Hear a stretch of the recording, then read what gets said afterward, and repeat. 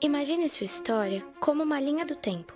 Quantos altos e baixos já viveu? Alegrias, dores, superações, obstáculos. A verdade é que essa linha não é assim tão linear. Inúmeros fatores, internos e externos, influenciam o tempo todo nossas jornadas e as tornam únicas e complexas. Mas e se pudéssemos ser responsáveis por um pequeno estímulo, capaz de impactar de forma positiva uma vida inteira? E se criássemos oportunidades de minimizar vulnerabilidades e de alguma forma mudássemos uma trajetória? Acreditamos que sim, isso é possível. E por isso, desde 2003, apoiamos projetos inspiradores, com o objetivo de incentivar o protagonismo social.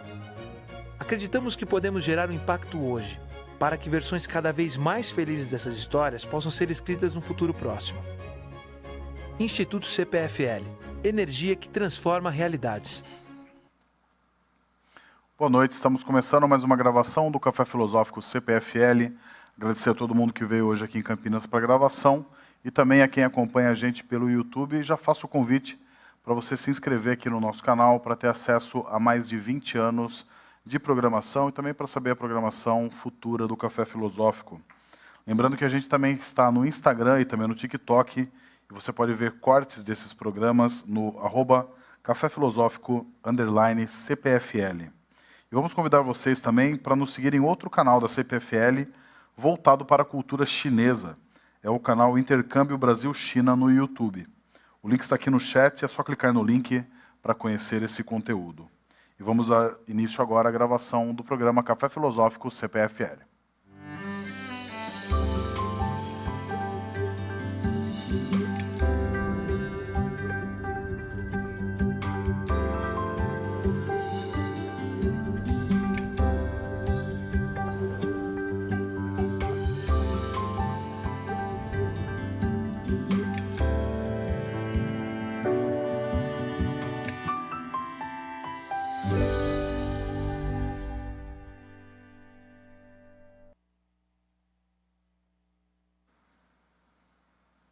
A gente dá continuidade hoje ao módulo Gozai por Nós, a inteligência artificial entre nós, que teve curadoria de Alfredo Simonetti.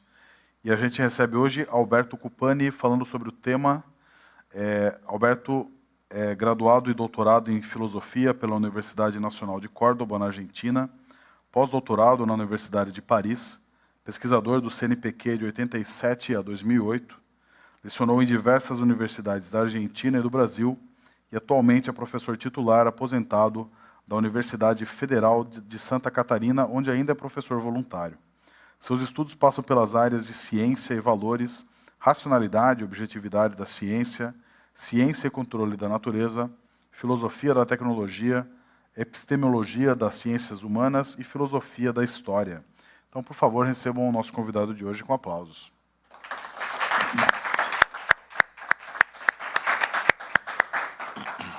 Alberto, seja bem-vindo ao Café Filosófico, a palavra é toda sua, bom café. Muito obrigado, uma boa noite a todos e todas. Gostaria de agradecer o convite do Café Filosófico e particularmente do Dr. Alfredo Simonetti, que fez a mediação para que eu aparecesse por aqui. Desculpem, por favor, o meu sotaque. Faz quase 50 anos que moro no Brasil, mas o sotaque mora comigo, não adianta, né? E como gerações de estudantes sobreviveram ao meu sotaque, eu espero que a mesma coisa aconteça com vocês, né? Tá bom? Bem, dedico-me faz uns 20 anos a estudar a tecnologia e escrevi um livro que foi o primeiro no Brasil, se chama Filosofia da Tecnologia, um convite, publicado pela editora da universidade onde eu trabalho, né? E a primeira coisa que eu queria chamar a atenção é que a tecnologia é uma realidade complexa. Mas se vocês param para pensar, tudo é complexo na realidade. Somos nós que, quando dizemos que algo é simples, é porque simplificamos. Então, que a tecnologia seja algo complexo não deveria nos surpreender demasiadamente. Mas essa complexidade se percebe na diversidade de suas definições. Vejam uma série de definições tomadas de diversos filósofos. Um deles, caracteriza a tecnologia como a fabricação e o uso de artefatos.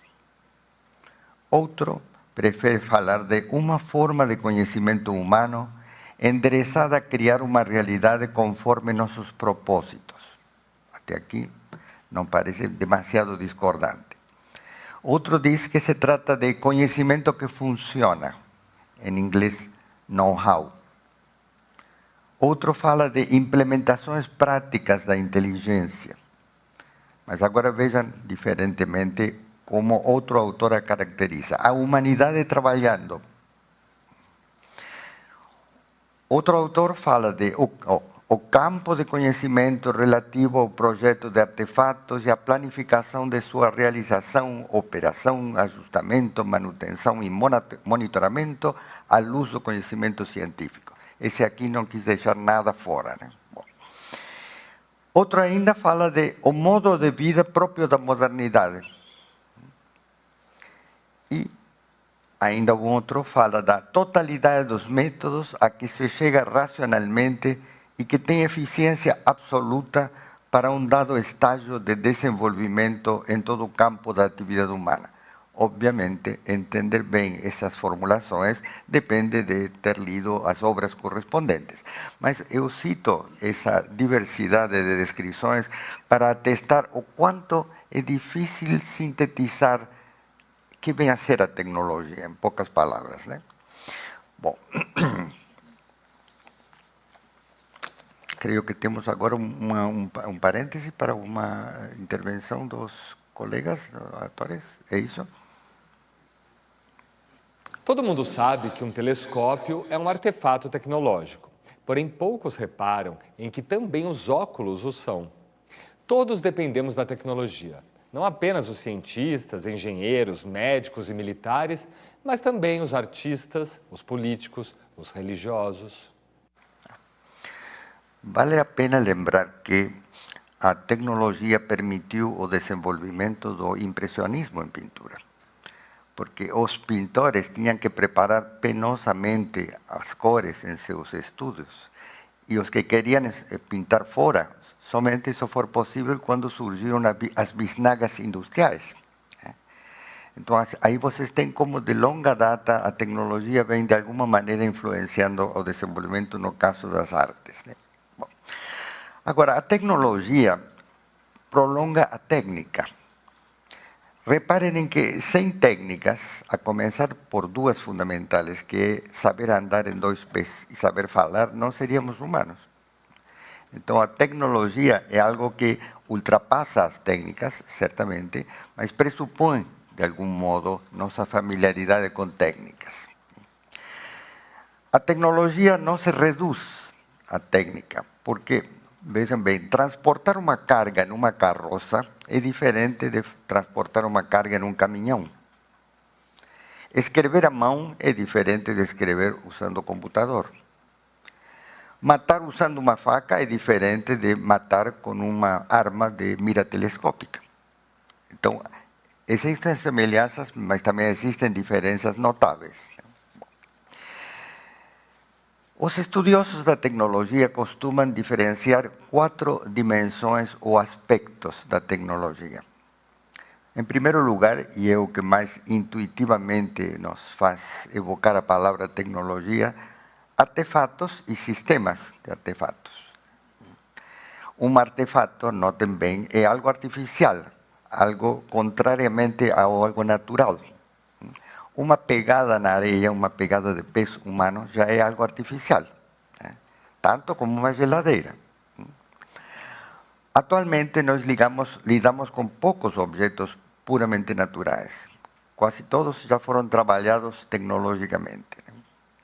Um segundo aspecto da tecnologia consiste em conhecimentos específicos.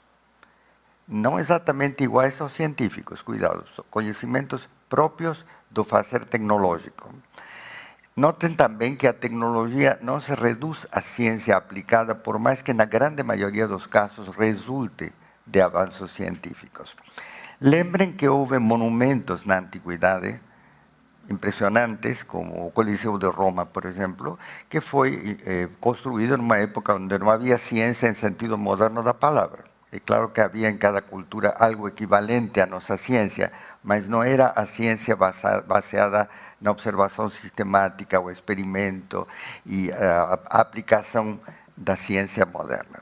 Bom, um terceiro aspecto da tecnologia são atividades específicas. Projetar é uma atividade tipicamente, ou seja, a atividade do designer, né? Montar objetos, consertar objetos e, o mais comum para todos nós, usar objetos tecnológicos. Né? Bom. E em quarto lugar, a tecnologia designa uma atitude perante a realidade natural ou social que é diferente da atitude, por exemplo, científica, artística ou religiosa. A atitude tecnológica é uma atitude de controle, visa sempre controlar. Nossos controles remotos são a melhor evidência de que a tecnologia tem a ver com controlar. Né? E um segundo valor estreitamente associado ao controle é o da eficiência, do qual eu ainda irei falar. Então, recapitulando, a tecnologia tem 4 dimensões ou aspectos: objetos e sistemas de objetos. Um objeto tecnológico não existe isoladamente. Esses artefatos que nos iluminam existem porque existe uma rede elétrica. Então, objetos e artefatos e sistemas, conhecimentos específicos, atividades específicas e, sobretudo, uma atitude perante a realidade diferente de outras. A tecnologia pressupõe a natureza, logicamente. Algo material precisamos para elaborar algo tecnológico, né? Mas não se reduz a ela. Por exemplo, a tecnologia reelabora materiais naturais. Pensem nas conservas, por exemplo, lata. Ou então, conserta a natureza. Pensem na intervenção do médico, principalmente um cirurgião ou de um dentista. Conserta aquilo que naturalmente tem algum problema. Substitui, de certo modo, a natureza, por exemplo, a roupa para mergulho substitutiva da pele, ou uma mão ou uma perna artificial, ou ainda um coração artificial. Mas a tecnologia, por mais que suponha a natureza, não se explica apenas pela natureza. Por quê? Ora, um carro, seja um carrinho de brinquedo que damos a nossas crianças ou um carro para nós conduzirmos, né? Depende não dos materiais, seu sentido não depende dos materiais de que está feito, sino da intenção com que foi projetado, né? Depende do propósito para o qual foi construído, brincar ou nos conduzir, né? E, por fim, a tecnologia age sobre a natureza.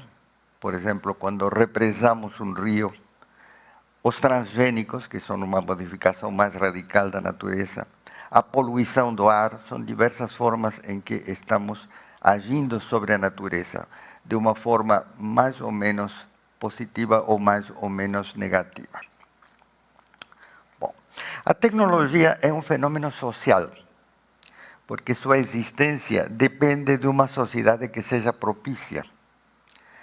Na Grécia Antiga, já se conhecia a máquina de vapor, mas não teve aplicações industriais até o século XVIII. Por quê? Porque a produção na antiguidade dependia da mão de obra escrava, ao passo que o século XVIII foi o século em que começou a se desenvolver a industrialização. A tecnologia é um fenômeno social que impacta diversamente os indivíduos, as sociedades e os grupos. Pensemos no fascínio de um bebê diante de um computador, da euforia de um adicto aos computadores, da dúvida ou frustração de quem não consiga lidar com um artefato. Eu sou mestre nesse tipo de coisas, muito estudada a tecnologia, mas lidar com ela geralmente me prega bastante peças, né? E também levemos em consideração os que se opõem à tecnologia, por exemplo, os opositores da energia nuclear. Distinguir entre tecnologia e sociedade pode ser fácil quando se trata das chamadas comunidades primitivas, não? mal denominadas assim, né? Mas em uma grande metrópole, hoje em dia, já é muito difícil dizer onde termina a tecnologia e começa a sociedade. Estão muito imbricadas uma com a outra. Bom, a tecnologia muda com o passar do tempo. Evidentemente, existem sucessivas inovações. O caso mais claro, porque mais em nossas mãos, literalmente, são os modelos de celular que vão sendo renovados, nem que seja por um detalhezinho de vez por outra, né? Existe toda uma discussão sobre se há um progresso tecnológico. Por quê? Porque a tecnologia e a ciência são criações que parecem ilustrar o progresso, no sentido de avanço para algo novo, desconhecido, supostamente melhor. Vejam que não é em todas as sociedades em que houve a ideia de que tínhamos pela frente um progresso indefinido. A cultura antiga greco-romana, por exemplo, pensava em que o tempo era cíclico e que o futuro não seria sino o passado que voltava sob outras vestes, né? A ideia de que nos orientamos a um futuro tem raízes judaico-cristãs, né? E tem a ver com a expectativa de que algum dia terminará o mundo. Quando isso se despiu de sua característica religiosa, ficou a ideia de que a humanidade marcha sempre para etapas melhores, o que não tem nenhuma garantia, né? Mas se tornou uma convicção, poderíamos dizer, uma ideologia comum da humanidade, supor que há um avanço sempre para etapas melhores, né? Bom, é possível questionar essa visão ufanista em nome, por exemplo, da crítica ao capitalismo ou também da crítica ecológica.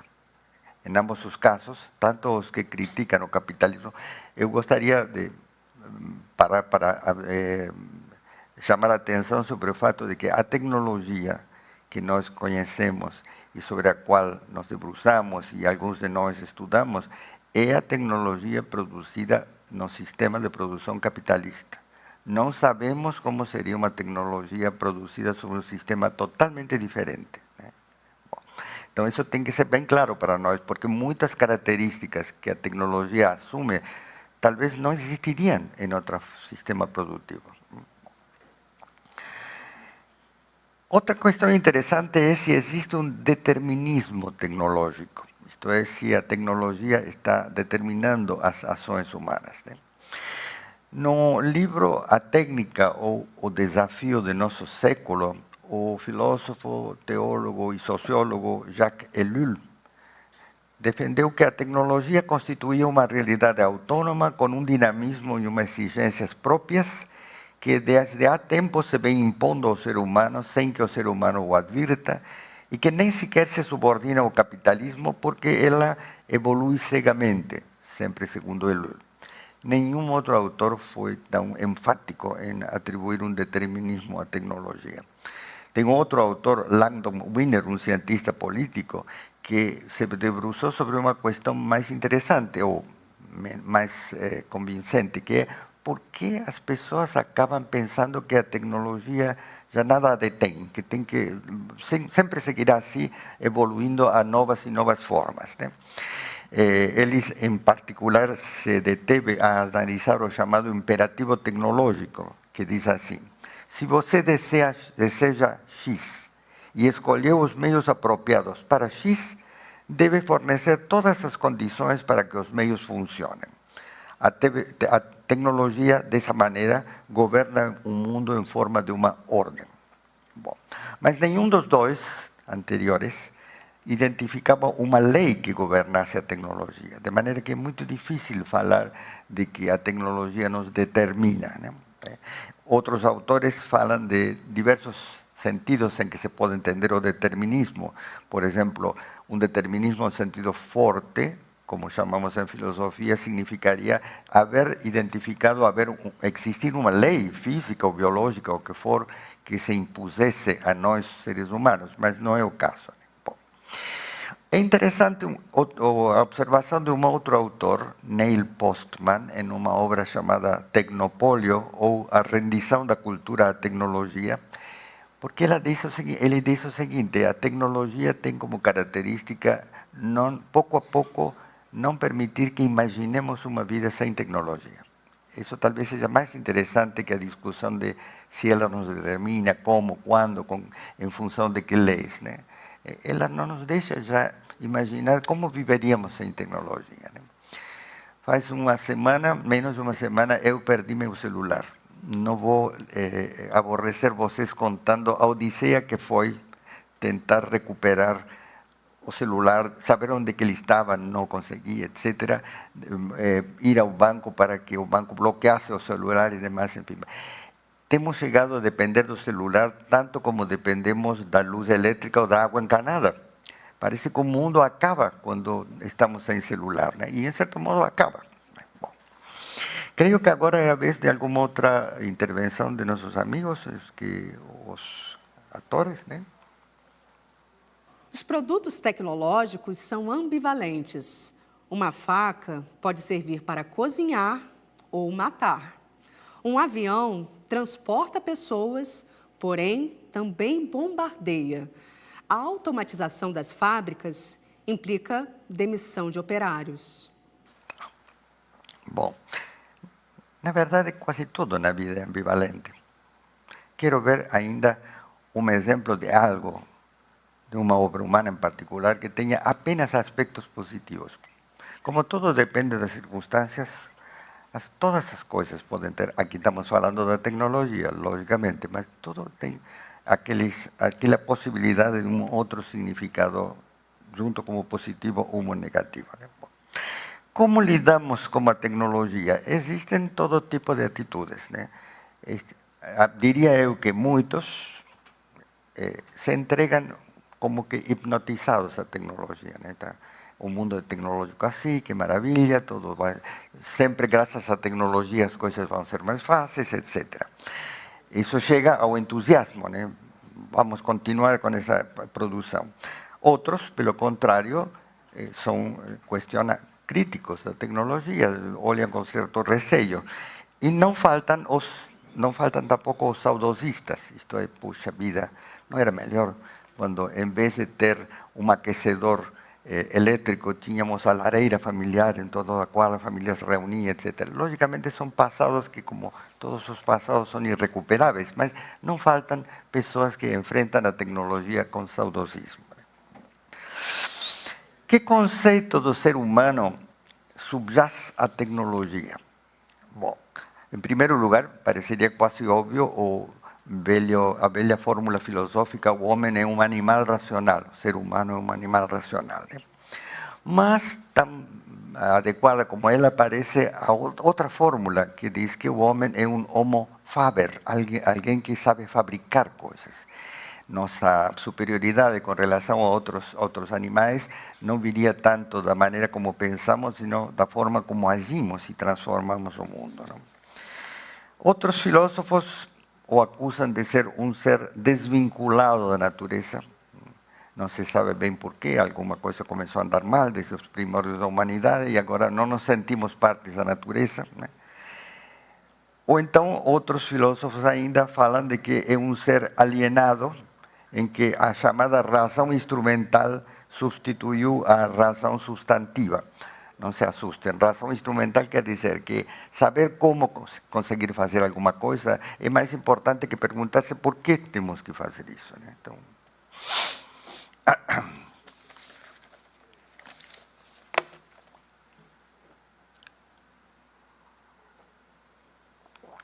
dentre todas as realizações que vinculam ciência e tecnologia, existe uma que está sendo chamada cada vez mais, pelos que estudamos filosoficamente a ciência e a tecnologia, está sendo denominada uma tecnociência.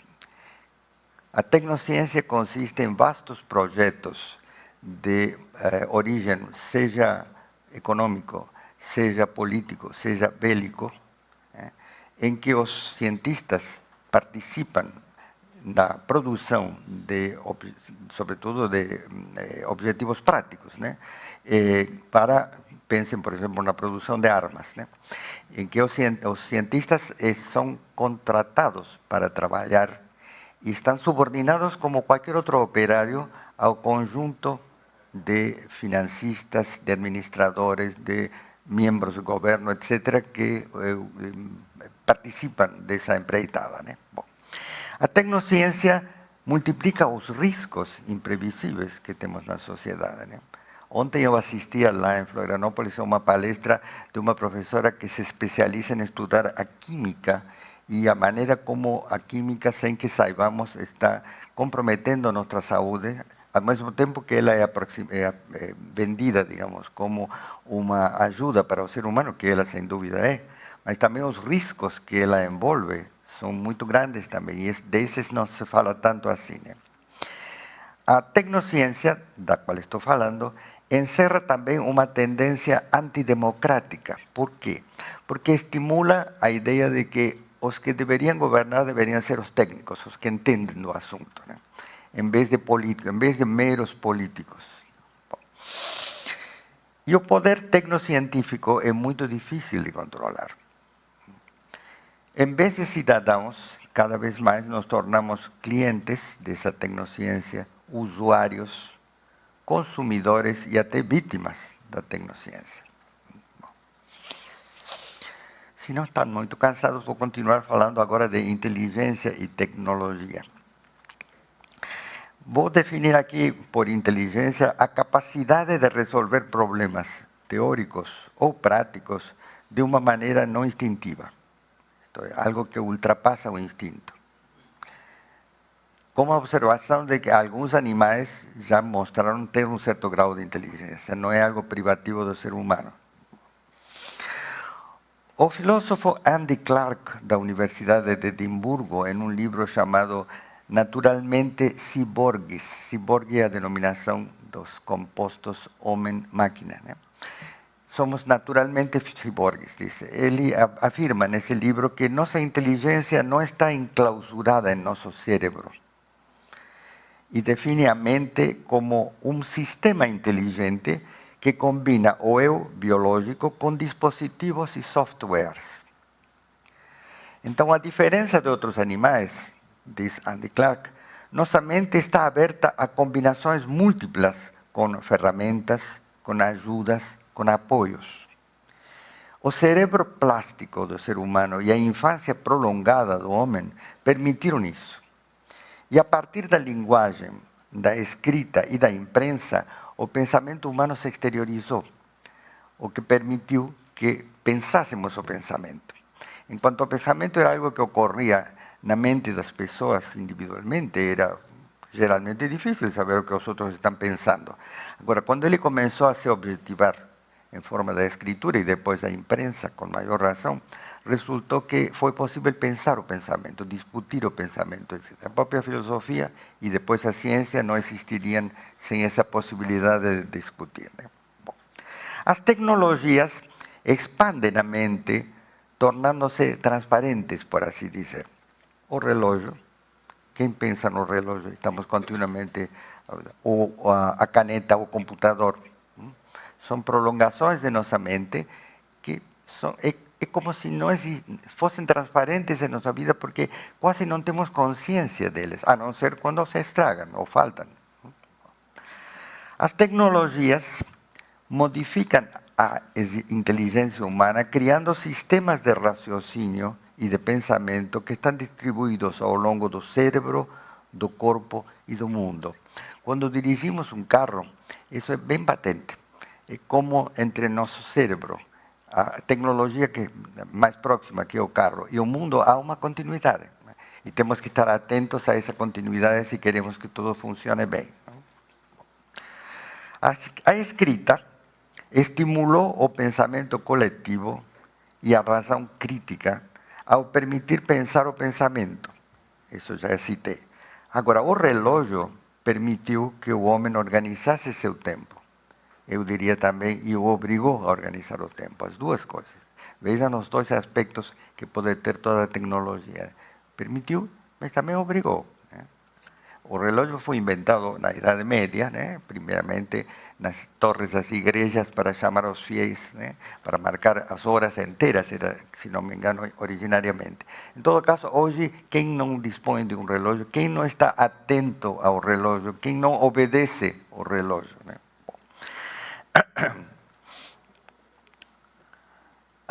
Nossa presença, nosso senso do eu, do que somos, do que podemos raciocinar, imaginar, fazer, planejar, depende disso que Andy Clark chama o sistema inteligente, isto é, a união do nosso eu biológico e os recursos tecnológicos, né? Bom, até os problemas que enfrentamos e a maneira como os resolvemos hoje em dia tem a ver com o apoio tecnológico que utilizamos. O mundo é cada vez mais um sistema de instrumentos e de apoios tecnológicos para o pensamento, para o sentimento e para a ação humana. O Dr. Simonetti tem explorado um livro bem interessante, Gozai por Nós, né? Essa paulatina transferência de nosso eu humano aos objetos tecnológicos, né? Cada vez mais o mundo é um sistema inteligente com o qual interagimos. Somos seres encarnados e agentes de um modo transformável, isto é, o que se chama em inglês soft selves, eus, isto é, pessoas que são suaves, maleáveis, poderíamos dizer, né? O sentido dos limites do próprio corpo se torna impreciso e extensível. Pensem, por exemplo, uma vez mais, no controle remoto, né? Nos permite atingir objetos que estão longe de nós, né? O uso de binóculos, outro bem mais antigo, né? A porta automática, né? Então, todos os limites de nosso corpo perdem aquela espécie de fixidez que parecia ter antigamente. Também o sentido da localização muda, porque muitas vezes estamos mais perto do nosso interlocutor no celular do que do próximo, como que estamos convivendo. Se eu de repente agora começasse a falar ao celular, estaria mais longe de vocês que do meu interlocutor no celular, né? E outra coisa que se tornou corriqueira é a telepresença. Quem não assiste na televisão, por exemplo, a uma rua de Londres em vivo e em direto, né? Ou mais ainda a um veículo espacial que chegou a Marte, por exemplo, e manda as imagens, né? Já não nos surpreende que possa ocorrer esse tipo. E por fim, a chamada inteligência artificial, que nos ajuda, nos complementa, os médicos, os advogados, etc., dependem cada vez mais dela, né? Mas também nos vigia, nos comanda, parece superar-nos e ameaça substituir-nos. Vou fazer uma típica pergunta retórica dos professores. Posso continuar? Vou me referir, então, um pouco à relação entre tecnologia e ética. Primeiro, chamando a atenção à diferença entre moral ou moralidade e ética. Porque a moral é geralmente o sistema de normas de conduta vigente numa sociedade ou em uma classe social. Já a ética designa as doutrinas que filósofos elaboraram ao longo do tempo para tentar, seja justificar, seja corrigir a moralidade vigente, né? Bom, as atividades tecnológicas podem ter conotação moral positiva ou negativa. Produzir uma vacina, por exemplo, todo mundo dirá que é uma produção, algo positivo, mas poluir o meio ambiente, é claro que não. Igualmente, o conhecimento tecnológico pode ter um caráter ambivalente. Por exemplo, ensinar alguém usando o computador, que seria algo positivo, ou enganar alguém usando da propaganda. As éticas filosóficas mais famosas são três. A ética da virtude, formulada pelo filósofo Aristóteles antes de Cristo, essa ética prega que a conduta moral se forma aos poucos pela elaboração da vida virtuosa. Já o filósofo Kant, no século XVIII, formulou a chamada ética do dever, segundo a qual uma ação é propriamente moral quando a fazemos não porque esperamos uma recompensa ou tememos um castigo, mas porque esse é o nosso dever, pronto. E por fim, a ética utilitarista, a ética formulada por filósofos como Bentham Stuart Mill, que é a mais usada a propósito da tecnologia. É difícil encontrar análises éticos da tecnologia que usem seja a ética da virtude de Aristóteles ou a ética do dever de Kant. Isso porque não raramente a tecnologia é avaliada pensando-se prós e contras dela. E pensando, como era a fórmula que usavam Bentham e Stuart Mill, qual será o bem-estar da maior parte das pessoas em resultas de a utilização, a produção de tal ou qual tecnologia. Né? Mas as questões éticas ultrapassam a avaliação da tecnologia baseada em vantagens e desvantagens ou custo e produto. Porque, seja qual for a ética que se prefira, os artefatos, as práticas e os sistemas tecnológicos podem ser moralmente julgados a partir de determinados olhares socioculturais. Por exemplo, o olhar feminista detecta vieses androcêntricos na existência e na apreciação da tecnologia. Cada vez mais, felizmente diria eu, o olhar feminista detecta o quanto nossa sociedade está muito marcada pela figura do homem e a mulher geralmente, na filosofia, ou por exemplo, na história da filosofia, existe um fenômeno muito curioso que recém agora está sendo corrigido. A grande maioria de filósofos foram homens, mas resulta que houve uma série de pensadoras de quem ninguém fala e que estão sendo recuperadas, pelo menos lá na minha universidade existem colegas que se dedicam a isso, para mostrar como houve sim pessoas que contribuíram para a filosofia ou para a teologia quando estavam mais ou menos reunidas, mas que não foram nunca reconhecidas como pensadoras. O olhar antirracista identifica sistemas sociotécnicos inteiros, como a polícia ou o sistema carcerário, como direcionados a segregar determinadas etnias, portanto, moralmente condenáveis. Os defensores dos direitos dos animais veem, logicamente, como imorais, não apenas as gaiolas e os zoológicos, mas também as instalações em que animais são criados e sacrificados para a alimentação humana, e até condenam a domesticação dos chamados animais de estimação, os pets.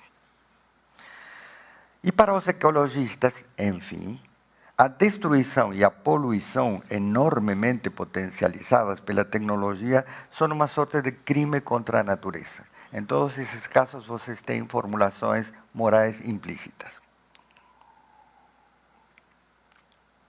Bom, que influência tem a tecnologia sobre a ética? Por exemplo, surgem novos temas e novas questões morais, evidentemente. Um mundo tecnológico é diferente de um mundo não tecnológico e, portanto, na medida em que, por mais que a tecnologia seja uma coisa que acompanha o homem desde os primórdios, mas na medida em que as realizações tecnológicas envolvem mais pessoas e criam mais problemas, é lógico que tem que haver novas questões morais, né? Também se dá um ajustamento de termos moralmente significativos. Por exemplo, a morte. Não se fala mais da morte em medicina apenas porque, por exemplo, o coração parou de latir. Agora se indaga como está o cérebro, etc. Então há uma redesignação de que significa morrer. De que também a ideia de privacidade.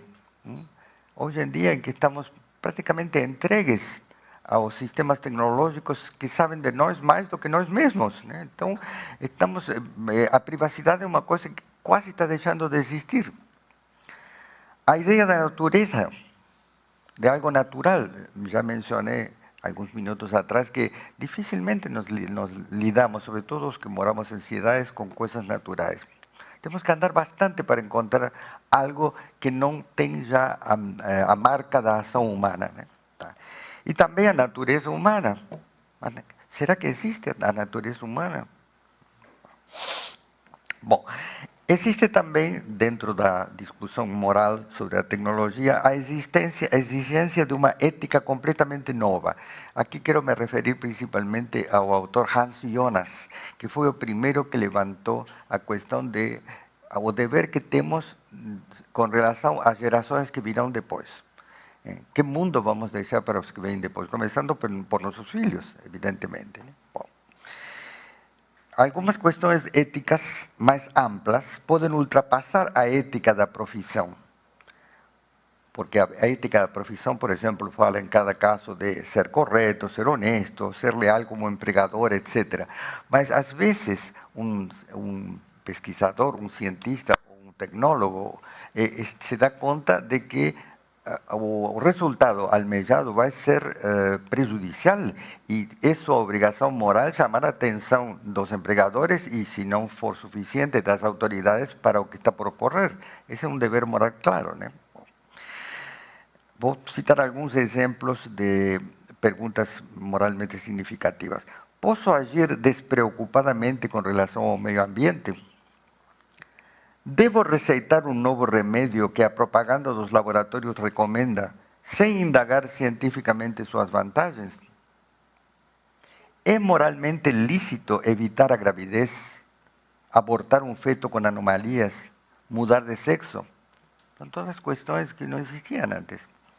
É moralmente indiferente repassar uma informação nos meios sociais sem indagar sua veracidade? E, por fim, mas não porque seja o menos importante, queria me referir a um livro chamado Moral Machines, Máquinas Morais, ensinando aos robôs a diferenciar o correto do equivocado, publicado em 2009. Os autores mostram que a evolução dos sistemas tecnológicos autônomos exige a introdução nesses sistemas de dispositivos que os capacitem para ter um funcionamento parecido com a conduta moral de um ser humano. Isto é, que possam avaliar as circunstâncias e não atuar apenas em função de on-off. Cabe lembrar que o escritor Isaac Asimov, faz uns 50 anos, havia formulado o que ele chamava leis do comportamento dos robôs. Ele já antevia o que íamos precisar, né?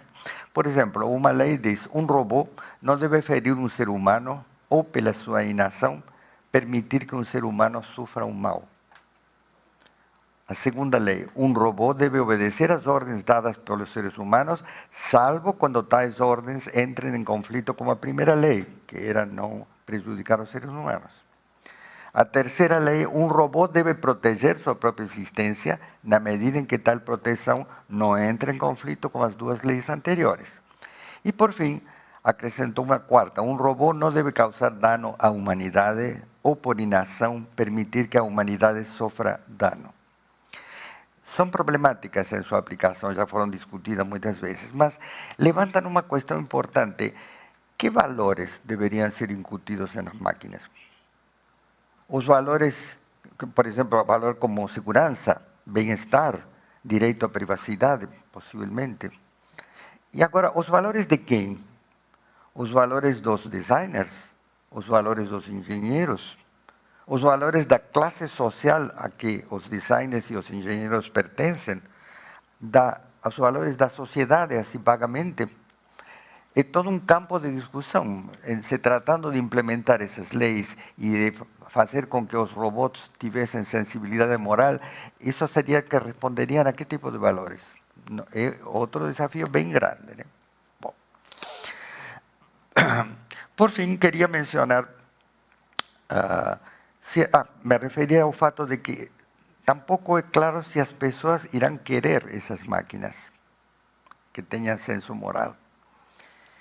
Elas podem, segundo esse livro que estou citando, elas podem acabar constituindo, aspas, soldados, brinquedos ou escravos. Ou seja, por exemplo, drones e robôs que desarmam minas, pets mecânicos, parceiros sexuais androides, operários que não precisam descansar nem fazer reivindicações. Bom, mas será que os seres humanos vão querer incorporar esse tipo de robôs? E, por fim, é interessante mencionar uma hipótese que foi levantada pelo investigador ou escritor Harari em seus livros, né? Que, porque agir moralmente, falando do ser humano, e estamos aqui querendo saber se poderia haver máquinas morais, supõe que nós somos livres. Que sentido teria dizer que agimos moralmente e somos responsáveis se não fôssemos livres? Quem está seguro de que suas ações são determinadas não deveria ter nenhuma preocupação moral. Os avanços da inteligência, especificamente da inteligência artificial, segundo Harari, parecem sugerir que a liberdade seja uma ilusão, que nossos cérebros respondem a algoritmos físico-químicos e nossas condutas resultam de uma combinação de determinismo e aleatoriedade. Isto é, se ele tiver razão, obviamente que é um assunto super discutível, né? Nós, quando pensamos que agimos livremente, na verdade, os processos cerebrais já decidiram o que vamos fazer antes mesmo de que nós tenhamos consciência de que estamos embarcando-nos em tal ou qual nova decisão. Bom, pessoal, então, em princípio, era isso que eu queria colocar para vocês. Lhes agradeço muito a paciência de me ouvirem, né? E, naturalmente, estou aberto às perguntas que vocês desejem fazer.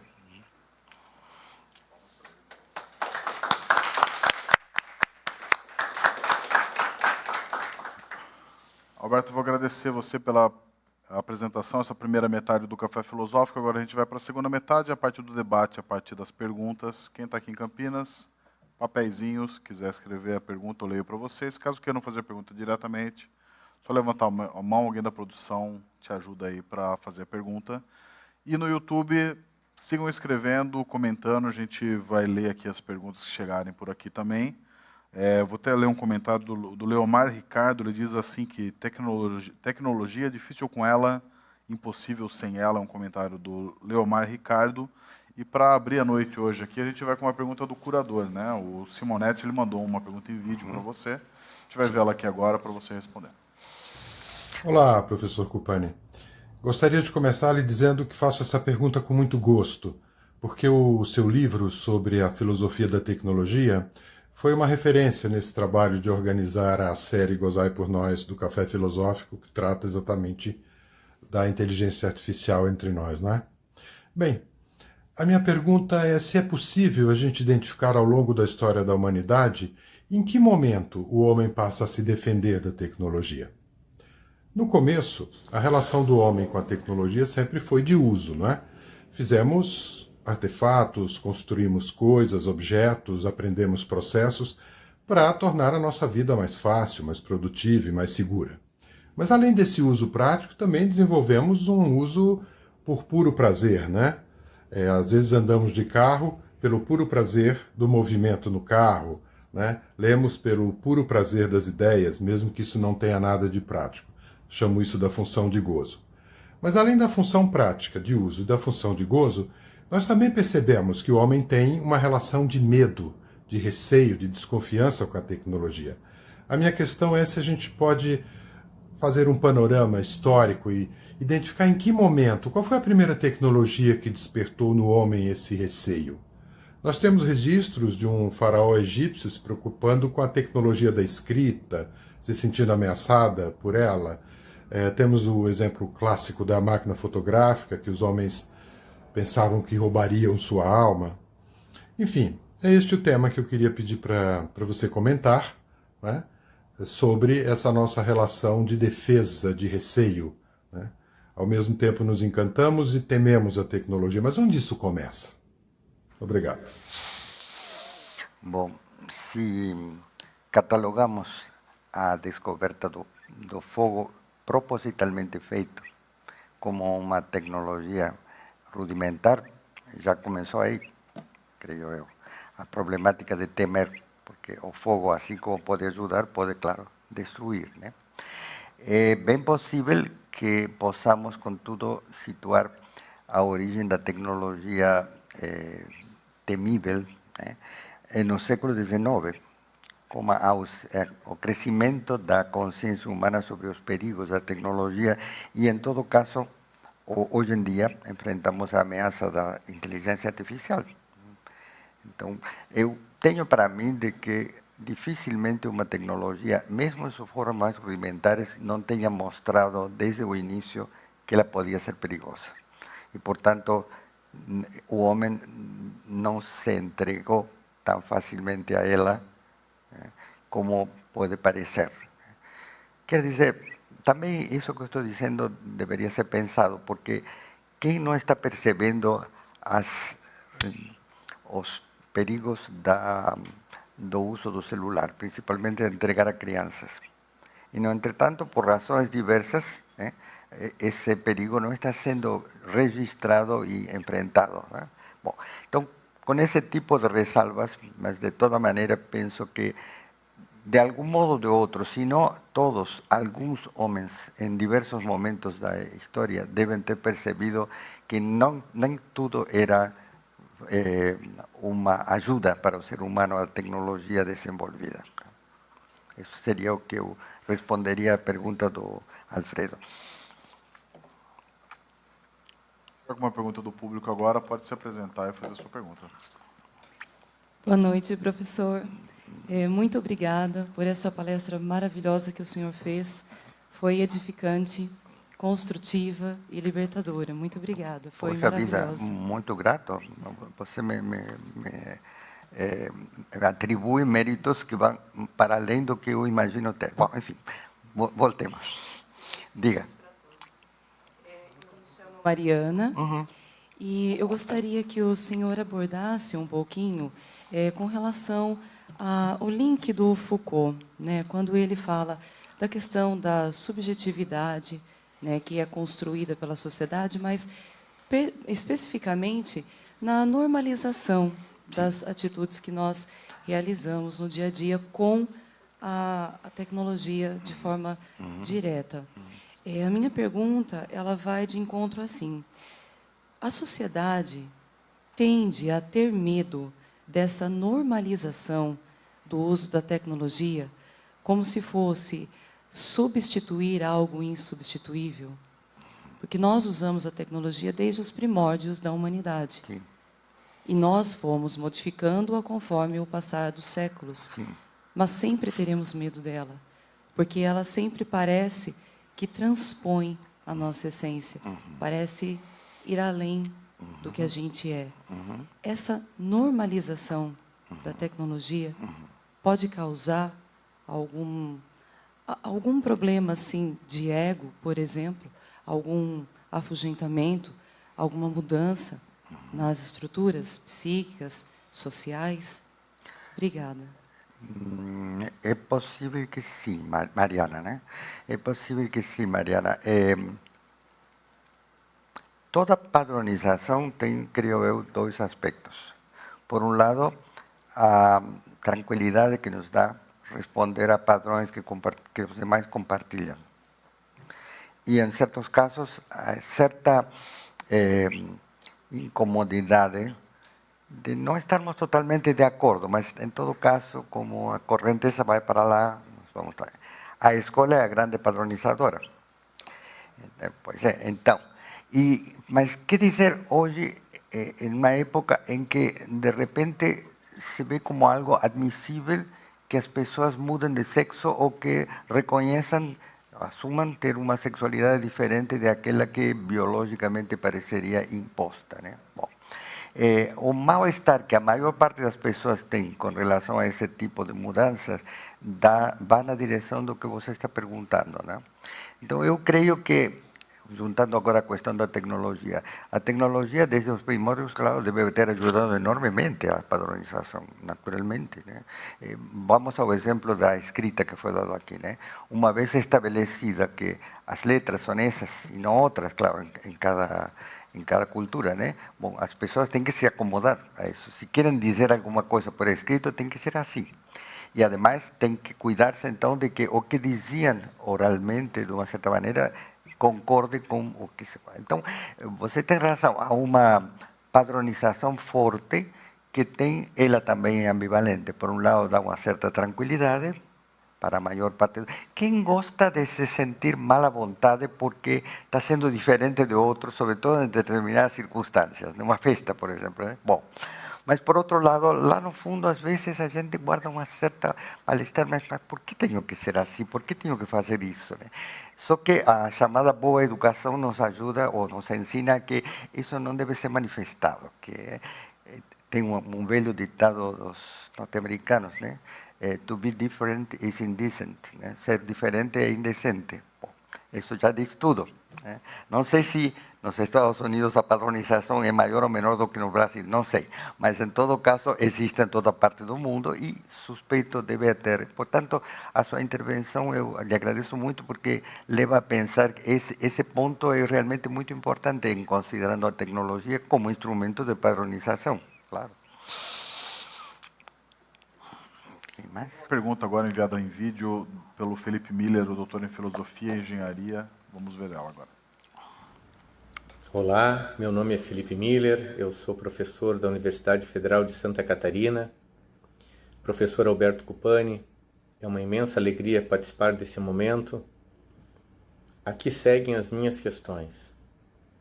Quais critérios ou princípios o senhor considera importantes para avaliar as possibilidades e os riscos da dependência tecnológica, sobretudo na rotina de diversas tarefas domésticas, educacionais e profissionais, considerando a ambivalência dos produtos tecnológicos?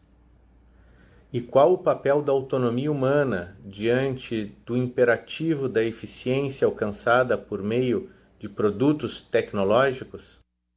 Obrigado. Bom, conforme esse desafio, eu, claro, botei minha mente filosófica a trabalhar, né? E penso que os critérios ou princípios que está pedindo o Felipe deveriam ser, primeiro, perguntar-se se o uso de uma certa tecnologia é imprescindível. Primeira coisa que normalmente não fazemos.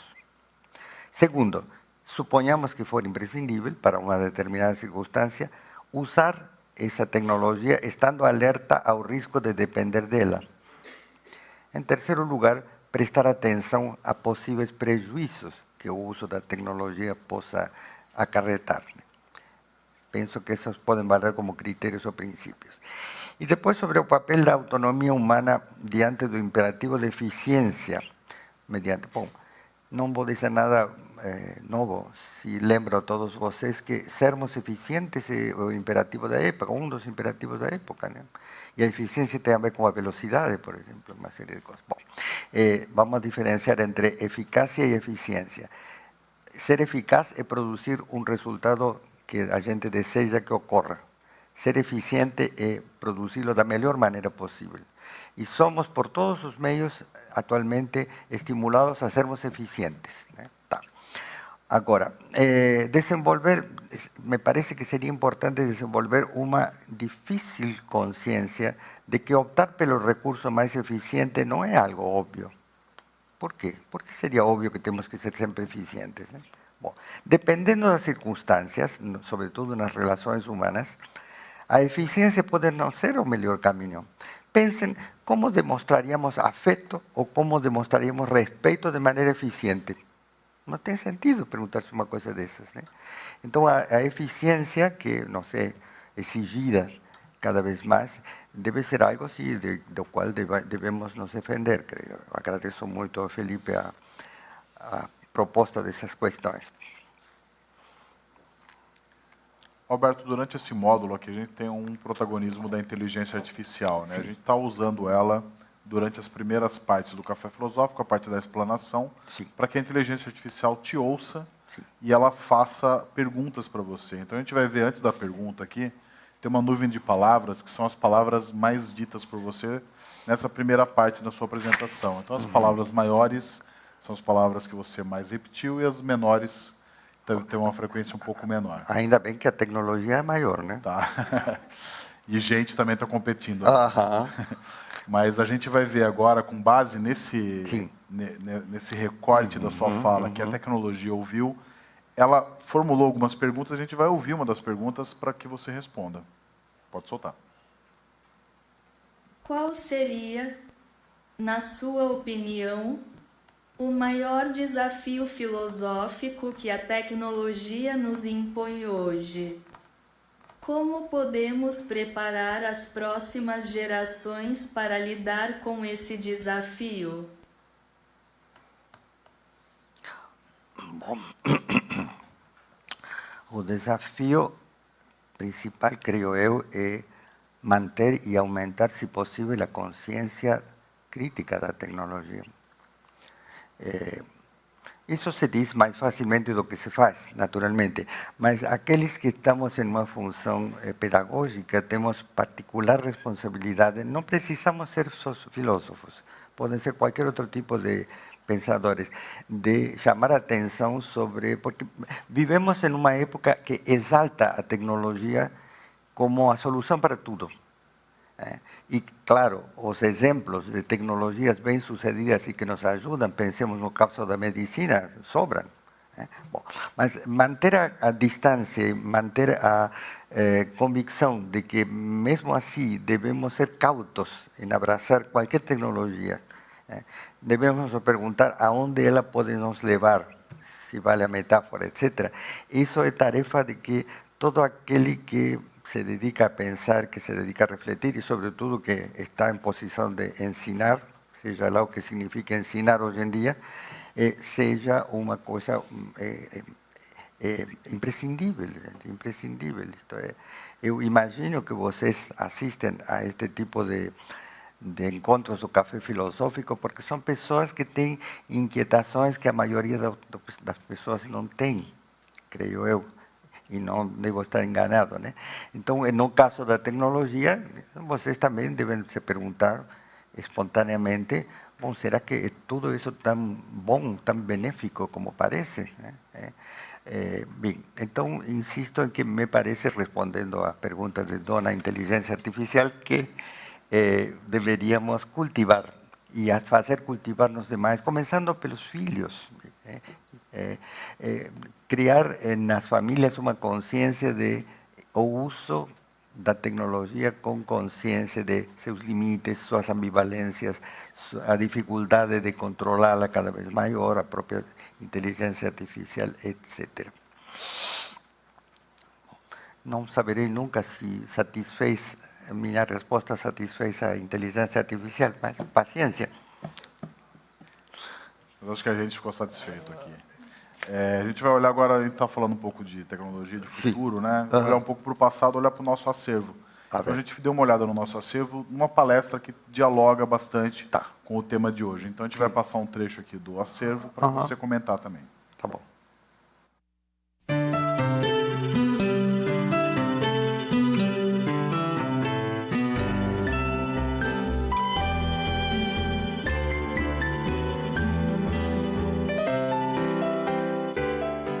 Por mais que eu tente ser otimista quando eu vejo a tecnologia, eu vejo ainda muitos desafios. A tecnologia, para mim, não é neutra. E eu fiquei com medo dessa coisa da internet. Me parecia um novo lugar lá no futuro, ou lá nesse lugar em que está tudo conectado pelas redes. Esse lugar vai ser bacana, nesse lugar a gente vai ser feliz, nesse lugar eu vou poder dar risada. A gente morre de medo de tudo que é novo. Então, a primeira reação é dizer que tudo é um horror. Mas será que isso não produz na nossa sociedade um retrocesso? Trocamos a vida real pela vida virtual, perdemos a privacidade com a exposição da nossa vida na internet. A nossa identidade virtual é diferente do que somos longe dos computadores. Um dia seremos superados pelas máquinas que criamos. São muitas as inquietações diante de um mundo cada vez mais tecnológico. O cientista da informação, Silvio Meira, e a filósofa Viviane Moser nos ajudam a entender essa nova realidade tecnológica agora no Café Filosófico. Vamos nos imaginar nos lugares das pessoas que foram atacadas em suas casas, no seu trabalho, nas suas escolas, pela energia elétrica e a iluminação, quando isso começou a acontecer de forma estável na década de 20 no mundo. Será que não tinha um debate nessa época sobre quais são as consequências da energia elétrica e da luz artificial na vida humana? Anunciou-se em São Paulo que ia ter bondes elétricos. Como seriam os novos bondes que andavam magicamente sem impulso exterior?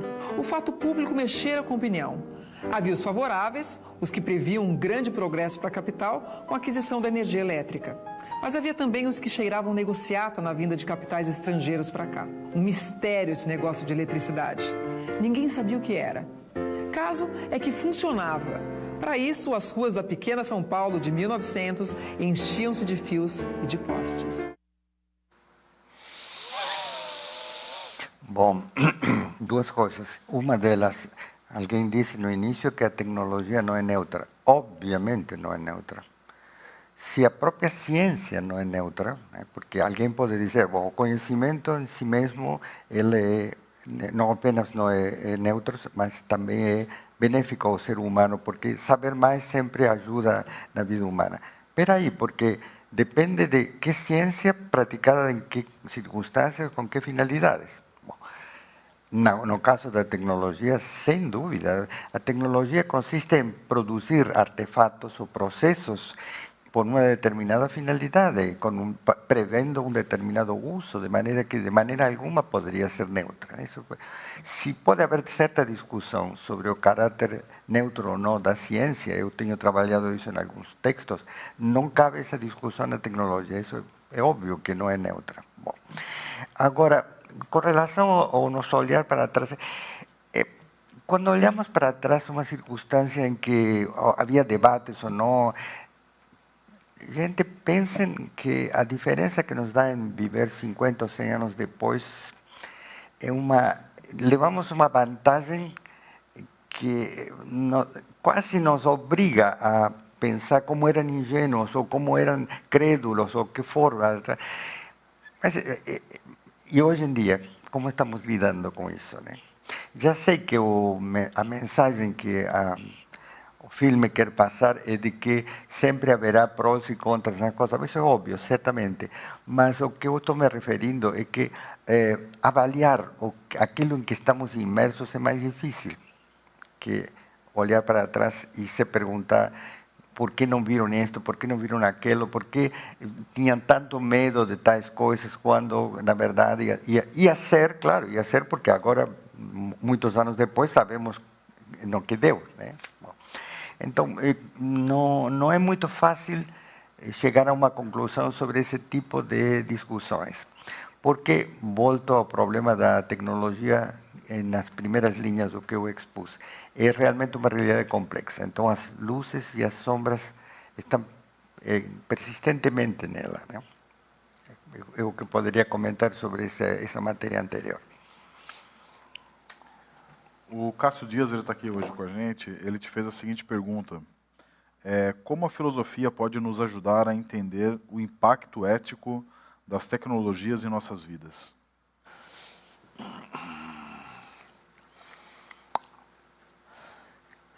Bom, a filosofia, por sua própria índole, é algo que faz com que o ser humano que a ela se dedica se ilustre mais sobre si mesmo e sobre o mundo que o rodeia. Então, na medida em que a filosofia nos torna mais lúcidos sobre o que acontece conosco, ou por que somos o que somos, como viemos a ser o que finalmente somos, etc., também pode nos ajudar a entender melhor, mas tudo termina no que eu mencionei alguns minutos atrás.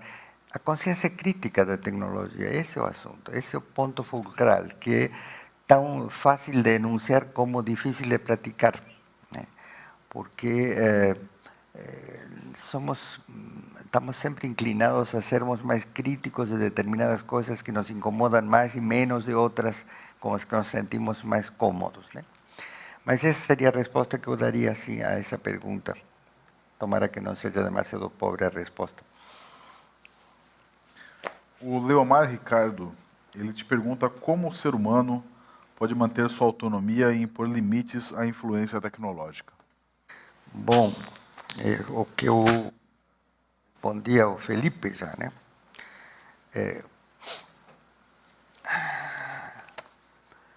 Autonomia, bom, está para se ver se atualmente somos autônomos ou mais autônomos que em outras épocas, não sei. O que significa autonomia? Autonomia significa literalmente ter a própria lei, responder apenas ao que é sua própria lei. Bom, não sei se alguém tem clareza sobre qual é a lei a qual responde. De maneira que já a própria palavra autonomia aplicada ao ser humano acaba sendo uma coisa que nos deixa perplexos. O que queremos dizer com isso? Geralmente é associada com uma certa não dependência de fatores externos. Aí ficamos um pouco mais cômodos de pensar a autonomia. Bom, a autonomia pode ser defendida, creio eu, precisamente perguntando-nos o que mais nos interessa na vida e de que modo a tecnologia, no caso, pode prejudicar isso que mais nos interessa. Claro que essa pergunta é infinitamente variável. O que mais interessa a uns não interessa a outros. E, sobretudo, o que mais pode interessar a alguém pode tratar-se não de um objeto, de um objetivo, de um propósito, mas de uma relação. Pode ser, por exemplo, a relação com outra pessoa, o que mais lhe interesse conservar. Então, nesse caso, que eu creio que é particularmente bom para ilustrar o que quero dizer, a autonomia deveria significar tratar de que nosso envolvimento quase inevitável com a tecnologia não resulte em um prejuízo disso que para nós é o mais importante, que a vinculação com outra pessoa que nos é particularmente querida, né? Eu diria por aí. O Robson Ribeiro, ele diz que com o aumento da circulação de informações, a gente perdeu algumas noções sobre o que é a verdade. E a pergunta que ele te faz é como fazer bom uso da tecnologia e da inteligência artificial nesse aspecto. Ai, meu Deus, mas se tem uma palavra difícil em filosofia, é a palavra verdade. Os filósofos desde antigamente se debruçaram tratando de entender o que queremos dizer quando dizemos que algo é verdadeiro, ou que alguma afirmação é verdadeira. Então, eu creio que... perdão, pode repetir um pouco a leitura do texto, por favor? Com o aumento da circulação de informações, sim. A gente perdeu a noção sobre o que é a verdade, né? E aí, como a gente pode fazer o bom uso da tecnologia e da inteligência artificial para saber o que é verdade ou não? Bom, tem um uso elementar, que é checar a veracidade de uma informação. Esse é o sentido mais elementar de se algo é verdadeiro ou não. Se eu ouso dizer de que aconteceu tal ou qual coisa, e sobretudo se me diz respeito de algum modo, bom, vou tentar checar, vou tentar encontrar fontes confiáveis que me digam se isso pode ser aceito ou não como verdadeiro, né? Agora, é diferente levantar a questão da verdade como, sobretudo, é uma questão espinhosa na ciência, né? Porque na ciência trabalhamos com a noção intuitiva de que a verdade significa a concordância do que pensamos e dizemos com relação ao mundo natural ou social. É verdade alguma coisa, alguma formulação científica, se ela concorda. Mas se pensamos um pouco na metáfora essa de concordar, como faríamos para saber que o que pensamos e dizemos concorda com a realidade? Que não há maneira de comparar, né? Então, isso só para mencionar que, por que estou dizendo que a palavra verdade é uma palavra difícil em filosofia, talvez a que mais tenha dado dores de cabeça aos filósofos desde antigamente, a ponto de que existem cientistas e teóricos da ciência que propõem não falar mais de que a ciência é um discurso verdadeiro sobre a realidade, mas que se trata de um saber confiável. Então, nós temos razões para confiar na informação científica sobre todo qual assunto, mas não colocar no meio a questão da verdade. O Otávio te pergunta, considerando a visão de Heidegger, de que a tecnologia coloca a natureza à disposição do homem como recurso, como podemos mudar nossa atitude em relação ao uso dos recursos naturais para promover um uso mais consciente e sustentável da tecnologia? Oh, Nossa Senhora, mas é justamente a empreitada de todos os movimentos ecológicos, né? Deixar de considerar a natureza como um recurso que nunca vai acabar, sermos conscientes de que, aliás, está acabando e, además, está produzindo alterações, nossa ação assim, incontrolada sobre a natureza está provocando alterações brutais. Ontem eu vi uma matéria em que nevou por primeira vez em um deserto, não me lembro em que lugar do mundo, né? se isso aí não é uma chamada de atenção sobre que estamos lidando mal com a natureza, né? Ou que outra coisa pode chamar-nos mais? Quero dizer, deveria ser hoje um princípio básico de nossa vida no planeta, saber que temos que cuidar do planeta, que não podemos continuar nesse uso despreocupado, né? Então, creio que ia por aí.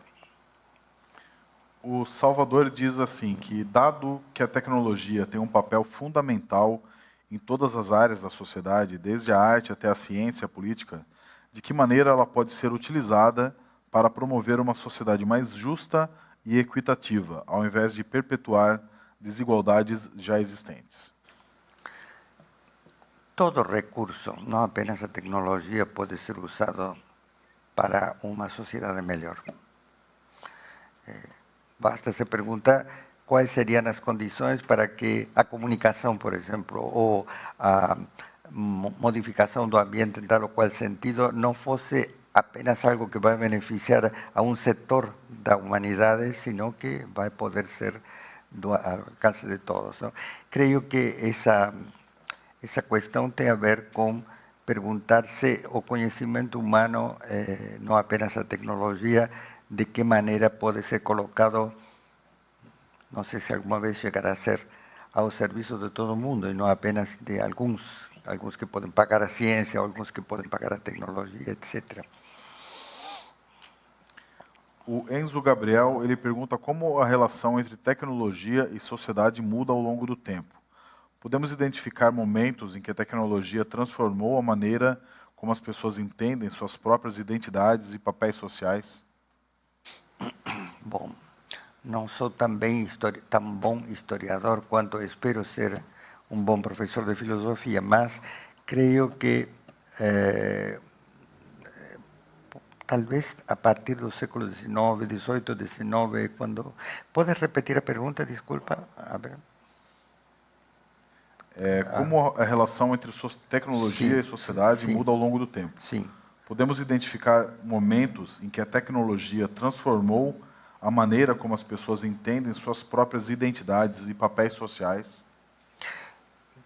Bom, eu creio que nesta época isso está se dando fundamentalmente, mas não sei se é a tecnologia o que está provocando isso, né?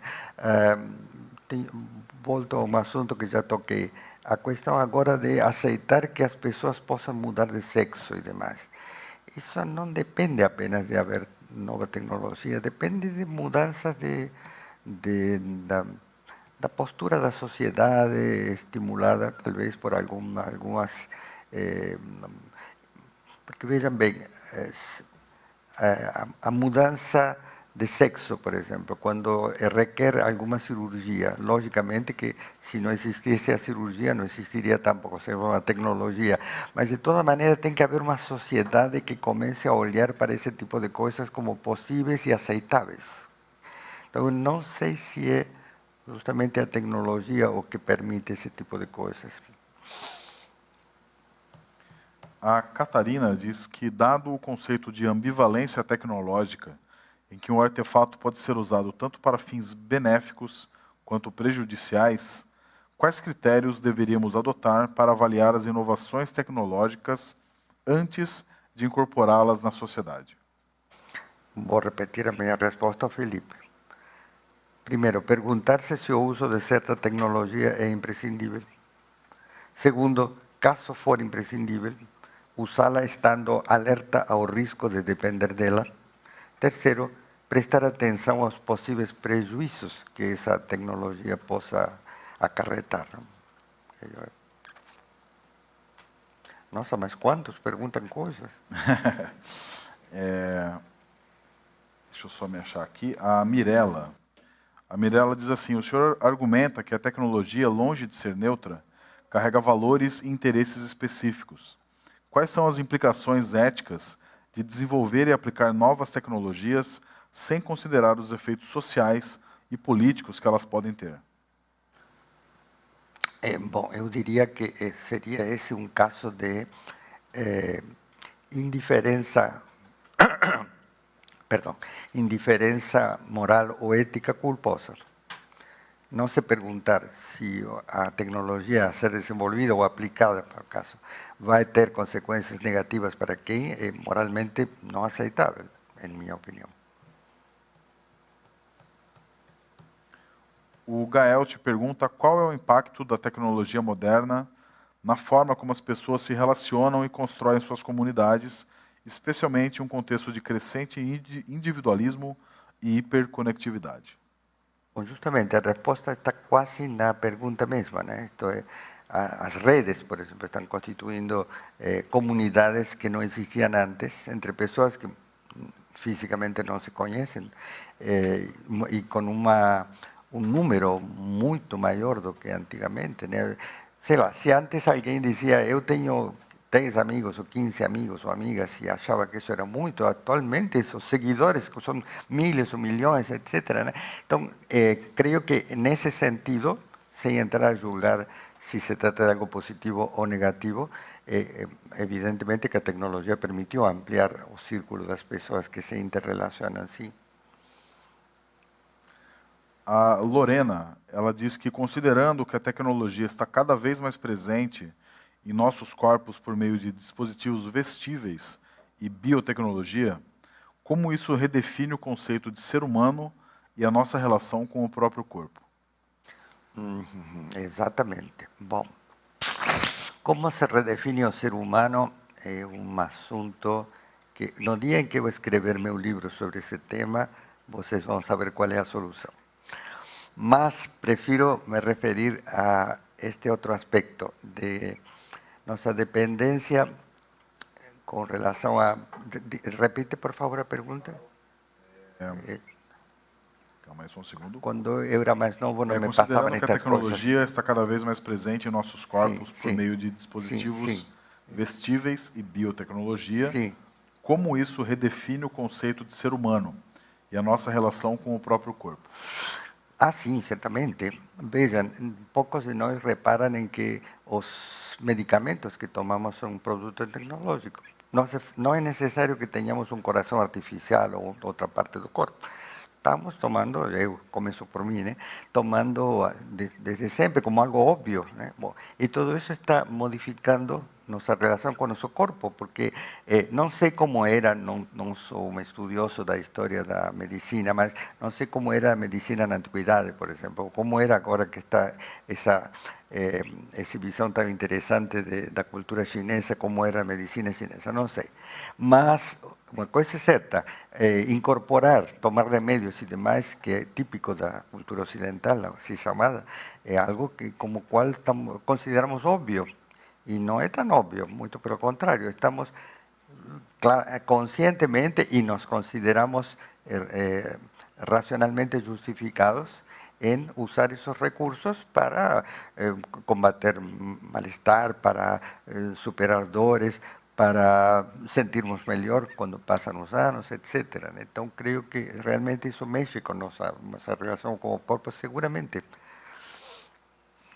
O Rafael, ele diz que em um mundo onde algoritmos e inteligência artificial tomam decisões em áreas como saúde, justiça e educação, até que ponto podemos confiar em que essas tecnologias tomem decisões éticas e imparciais? Tecnologias, podes reler a parte final? Essas tecnologias, como era a parte final? Tomem decisões éticas e imparciais. Ah, não podemos confiar em nada, claro que não, muito pelo contrário. Não, ao contrário, temos que desconfiar de que essas tecnologias tenham algum tipo de caráter moral, ético, como se queira dizer. Gente, são tecnologias que são produzidas em sua grande medida respondendo a dois elementos, que são o lucro e o poder. Então, por que teriam que ver com preocupações morais? Ao contrário, somos nós que temos que ter preocupações morais quando lidamos com essas tecnologias, sim? A Aurora, ela diz que como a revolução digital tem transformado o conceito de privacidade e liberdade individual, especialmente com o avanço do Big Data e da vigilância em massa. Ela pergunta como tem transformado? A pergunta dela é como a revolução digital tem transformado o conceito de privacidade e liberdade individual, especialmente com o avanço do Big Data e da vigilância em massa? Eu creio que a privacidade, que antes era considerada por nós algo possível, necessário, e em alguns casos, em todo caso, óbvio. Tínhamos exemplos de o que significava privacidade. Eu fico no meu quarto, pronto, esse é meu reino, digamos, tá? Eu não quero me relacionar com tal ou qual pessoa, não me relaciono, pronto, tá?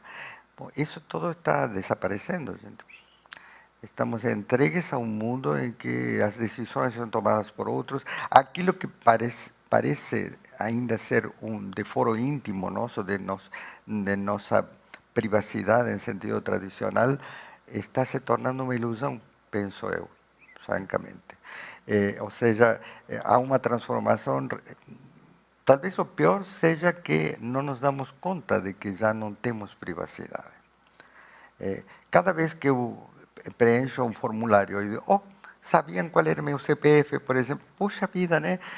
Bom, eu estou aceitando, como se fosse normal, que minha privacidade não existe mais, né? Creio que esses e outros assuntos deveriam nos preocupar mais do que nos preocupam. Mas se eu, que eu sou professor de filosofia, ainda não chego a me preocupar tanto, para me sentir angustiado por isso, por que vocês se preocupariam? O que vamos fazer? Desculpem a humorada. O que eu quero dizer é que há um limite também para a nossa possibilidade de nos preocupar por aquilo que pesa como inevitável. Não somos já donos de nossa privacidade. Bom, temos que aceitar isso em vez de pensar ilusoriamente que temos algo que se parece com privacidade. Talvez encontremos outras formas de privacidade, não sei não, mas me parece que aquela famosa metáfora do o Big Brother, não? O olho assim que vê todo, está se transformando em uma realidade corriqueira, né? Trivial.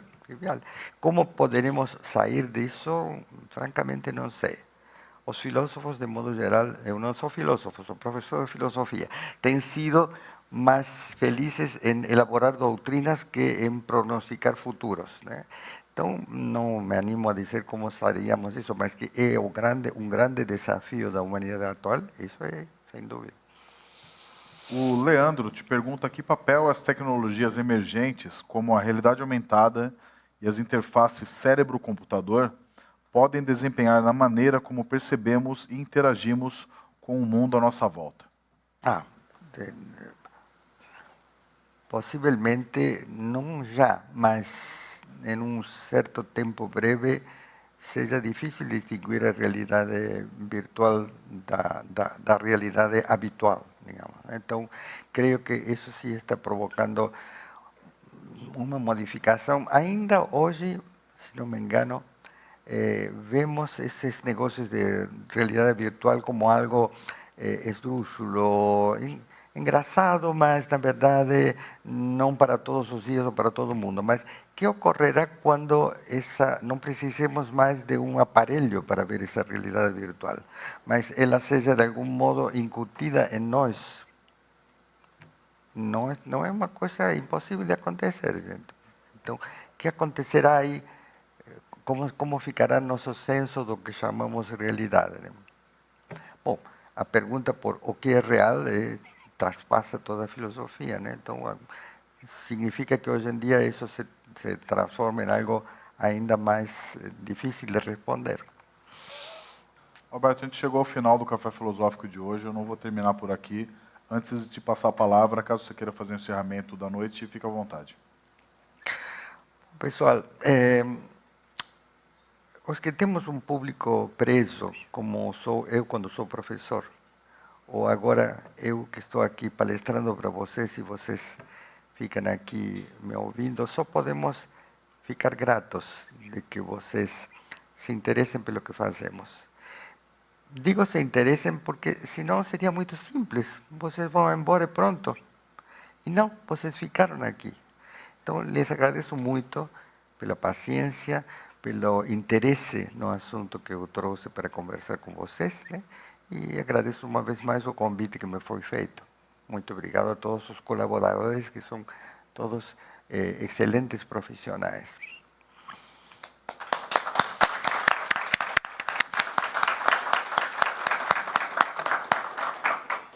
Alberto, eu vou te agradecer pela sua apresentação de hoje. Eu vou aproveitar e falar muitas graças.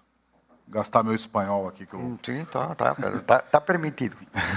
E vou dar um aviso para quem está aqui presente hoje em Campinas. Se quiser tirar foto aqui com o cenário, fica à vontade, com nossos palestrantes também. A gente volta semana que vem, aí na nossa data normal, na quinta-feira, com o Carlos Sacomani e o tema Agora e na Hora da Nossa Morte, Clique. É a penúltima palestra do ano, convido vocês aqui. Quem está acompanhando a gente pelo YouTube, também acompanha a gente lá. E vocês vão ver agora aqui um videozinho do programa que vai ao ar nesse domingo na TV Cultura. Obrigado. Domingo. As pessoas estão dizendo que estão muito mais esgotadas, e as mulheres em especial. As mulheres têm duplas, triplas jornadas de trabalho, não é? Elas precisam acumular múltiplas tarefas. De nossas avós às nossas filhas, sonhos e realidades.